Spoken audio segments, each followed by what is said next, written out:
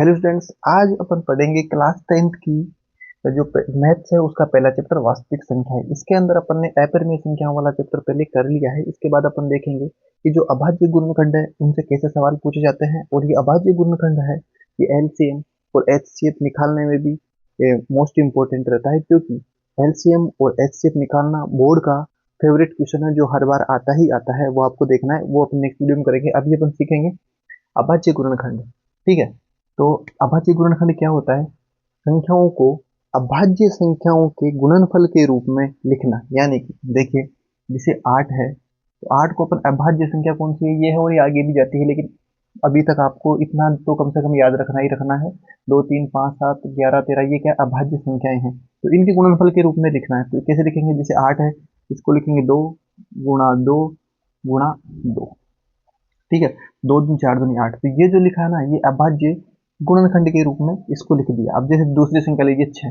अब 6 को अपन लिखेंगे 2 गुणा 3। ये क्या है? अभाज्य संख्याएं। इसमें जो संख्या दिख रही है ना, उन संख्याओं के गुणनफल के रूप में लिखना है। अभाज्य संख्याएं ये है, और इसके गुणनफल के रूप में इन संख्याओं को लिखना क्या कहलाता है? अभाज्य गुणनखंड। ठीक है, अब देखिए और संख्या ले लेते हैं अपन, जैसे 16। 16 को अपन कैसे लिखेंगे? 2 गुणा 2 गुणा 2 गुणा 2। ठीक है, 2 दूनी 4 दूनी 8 दूनी 16, इस टाइप से। अब उसके अलावा देखिए, जैसे 25 ले लीजिए, और 25 को कैसे लिखेंगे? 5 गुणा 5।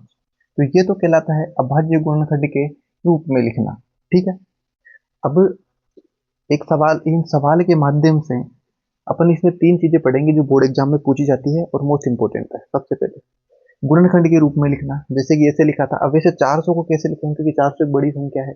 उसके बाद में गुणनखंड की घातों के रूप में लिखना। ठीक है, और गुणनखंड की घातों का योगफल ज्ञात करना। ये तीनों सवाल में से आपके बोर्ड एग्जाम में सवाल जरूर आएगा ही आएगा, ये आपको कॉन्फिडेंट होना चाहिए। बस एक बार आप इसको अच्छे से सीख लो। ठीक है, अब शुरू करते हैं। इससे पहले ये सवाल करने से सवाल करेंगे ये वाले, है ना।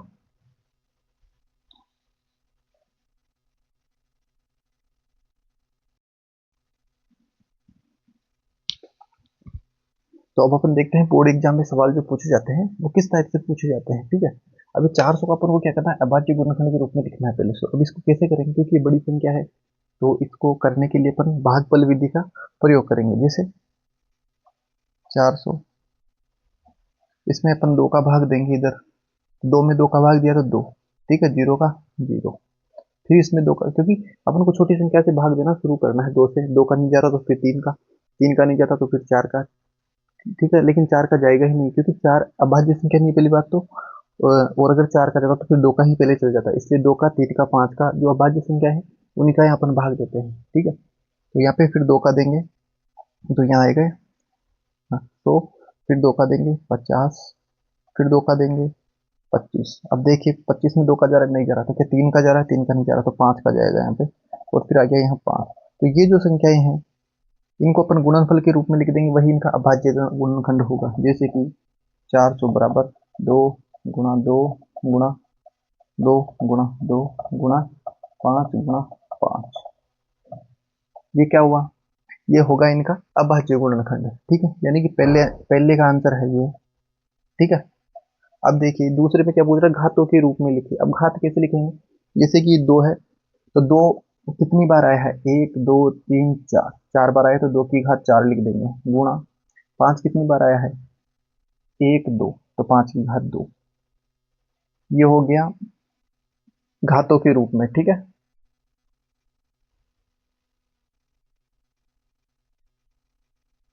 अब अपन इनको देखेंगे। घातों के योगफल ज्ञात करना है। घातों का योगफल कैसे ज्ञात करेंगे? क्योंकि ये घात है 4 और 2। ठीक है, तो घातों का योगफल होगा